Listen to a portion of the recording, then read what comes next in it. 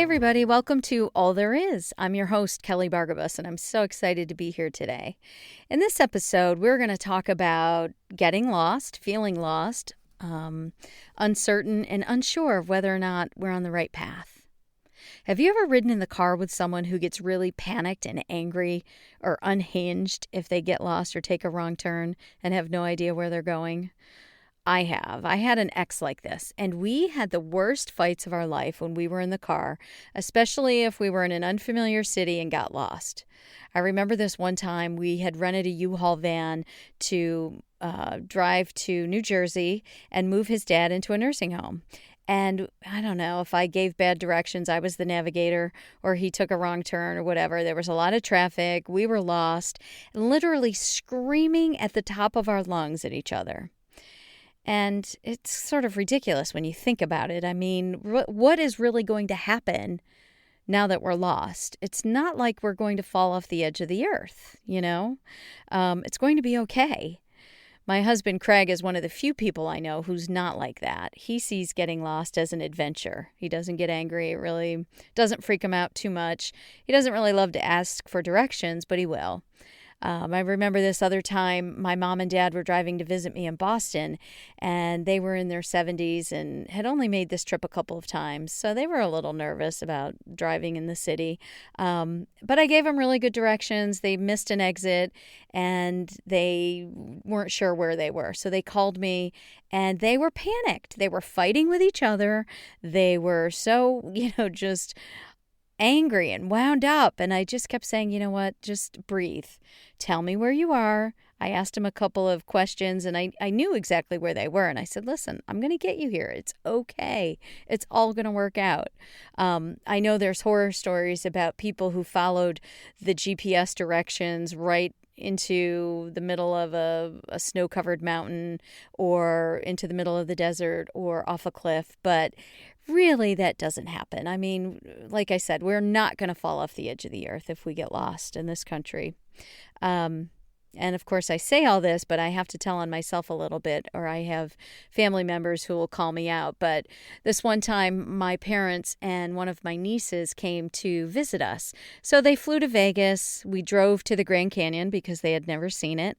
And we had an amazing time at the Grand Canyon. And the next morning, we were leaving, and we were at the South Rim, and we were driving out. And part of the road was closed. So we had to take a detour. And, we had no idea this was going to happen. We weren't prepared for it. So we had to, try to use the map feature on my phone. And I remember, I don't know, it wasn't quite working like I thought it should be. Anyway, it routed us down this path that freaked me out. We took a turn. And if any of you have ever been to the South Rim of the Grand Canyon, there's not a lot around there. It's not heavily populated. And we found ourselves on this dirt road driving through this area that was just spooky to me. It was so barren. And like I said, it was a dirt road. I'm driving, and I've got, my parents in the car, my niece, of course, my husband was with me. And none of us really knew where this road was going to lead us. I think what freaked me out was that I just kept thinking, well, what, if we break down or have a problem here, what are we going to do? We don't have cell phone service. The only thing we can keep doing is driving forward. And I didn't get angry or unhinged or anything, but I was anxious and I was uncomfortable. My family knew it, and they were teasing me. They all thought it was the greatest thing, that it was an adventure, and it just freaked me out. It must be human nature, or maybe we're conditioned as Americans. We like to know where we're going, and we like to be sure of that. And if we don't, we become afraid. For some people, when this happens, they stop in their tracks. They are paralyzed and can't move forward. Some become unhinged, like I've already talked about, and yell and scream. And some people could just drive in circles for hours because they don't know what to do and they don't want to stop and ask for help. Hopefully what you'll see in this piece that I'm going to read today is that what's important is that you keep moving forward, and eventually you'll see something that will let you know you're okay. When we were on this dirt road outside of the Grand Canyon, that's what I just kept focusing on. I kept my eyes straight ahead, and I was just looking for some sign of life, civilization, something to let me know that a paved road was in my future, and that this car full of people that I was responsible for were going to be okay. And everything that I'm talked about so far are examples of literally being lost geographically, right? Tied to physical space and our literal path or directions. But for some, that same fear and anxiety can surface when we feel lost on our life's path.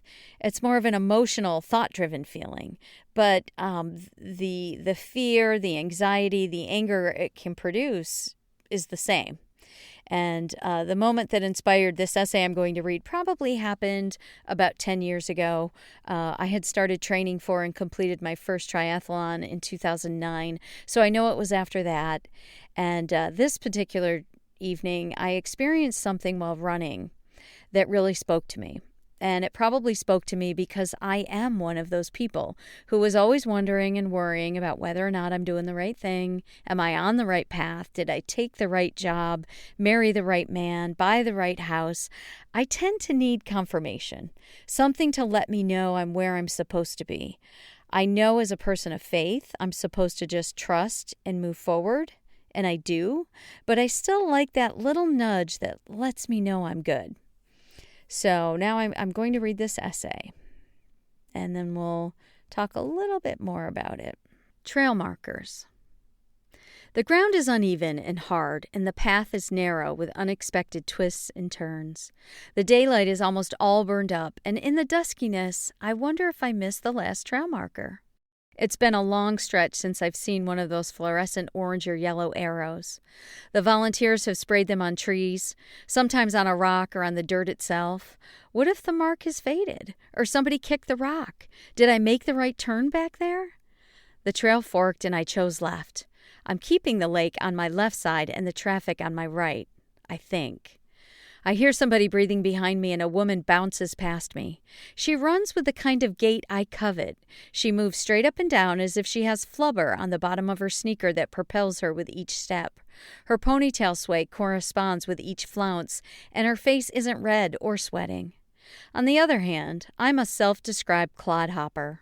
My foot barely clears the ground. Instead of the magic Disney-esque bouncy material, I seem to have a glutinous substance on the bottom of my sneakers that is determined to keep me in contact with the Earth's surface at all times. I try to mimic the bounce but can't keep it up for very long. Clodhopping makes running on a trail in the woods challenging. I'm especially careful to clear any tree roots or potholes. My desire to avoid a fall or injury wins out over any desire to be fast.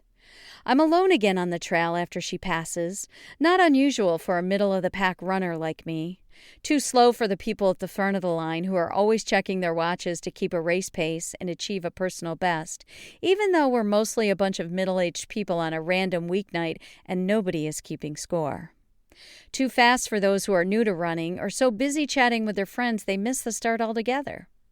I don't like to talk while I run, mostly because I need my breath to keep from passing out, but I also like the silence. When I run alone, I'm able to give my full attention to the thoughts in my head.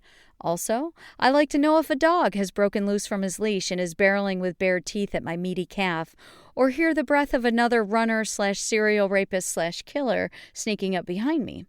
And I like to make sure I don't miss a marker. It's been a while since I've seen one, and Flubber is long gone, so I can't follow her. I can't tell if the water is still on my left. The trees are too thick with leaves this time of year. It's not like the markers are all that accurate or provide any useful information. They don't tell you how far you've come, or more importantly, how far you have left to go. They don't tell you whether you're headed east or south. They are simply a sign that you are where you're supposed to be. I'm surprised I haven't seen anyone else on the path. Maybe I should have stayed straight back there. What if I get lost forever in the woods and my family doesn't know where to find me? My eyes strain, darting from tree trunks to rocks to the dirt beneath me. I remove my sunglasses that are completely unnecessary in the woods this time of day, hoping that will uncover something. The trail makes a sharp right, and on a trunk in front of me is a spray of orange, more inkblot than arrow, and only the size of a small bat. But it is enough. I exhale and keep running. That's the end of the essay. I don't know. Okay, before we get serious again, does anybody else remember Flubber? I remember that movie. It was a Disney movie, I believe. And the only thing I really remember or stands out from that movie is there was a basketball team, there was this scientist, and the basketball team was losing, and the scientist gave them this flubber material they put on the bottom of their sneakers, and all of a sudden they could jump and fly through the air and, of course, make all the baskets they needed to and win the game. So that's where the flubber reference comes from. But, back to this sense of being lost, that there's many things that can trigger that, right? It can be a really bad breakup or divorce, maybe the death of a loved one, the loss of a job, certainly the pandemic that we're living in right now. It could be a health crisis, a mental health crisis. I have a good friend who is really struggling right now with a health crisis that she did not see coming. She's really been struggling to come back from two major back surgeries and a hip replacement. And it's caused her to stop and really think about, okay, the path I was on and where I thought my life was going is now different. And, she's really looking for a trail marker to figure out, okay, which way do I turn now? Where do I go now? If I'm not this person, this athletic person who could do all these physical things, who am I? Where do I go from here? And it doesn't even have to be a big crisis. Sometimes it's not logical at all. Sometimes we just feel that way because I think it's part of human nature. I know that after my divorce, I got divorced about 6 years ago, and I had a really bad case of wondering where the heck I was going in life. The path that I had been on and thought I'd be on for the next 50 years was ripped out from under me suddenly, and it left me feeling really lost and unsure. And it wasn't just about losing that person, losing my husband. It was the whole life, it was where we lived, and it was our future and how I was going to retire and what that was going to look like, and all of the family dynamics, and really who I was and had become in this relationship. I felt like I lost along with it, along with him. I felt like I lost all those things. And so it really left me feeling lost and unsure for a long time. And at one point, I developed this mantra because I would find myself in different situations or in physical places, and this feeling would come over me like, where am I? How did I get here? What happened to my life? And I developed this mantra. I'm not where I thought I'd be, but I'm where I'm meant to be. And it really shifted my perspective for me and helped me. So I hope you can relate to that. Are you like this? This week, I want you to look for trail markers. What's the mantra you need? What's the sign that you need to let you know that you're on the right path, that you're not lost? So think about that. And that's it for this episode. In our next episode, we are going to talk about a sixth sense, I like to call it, and it's called See. And you can find more information and contact me by going to my website, kellybargabos.com/podcasts.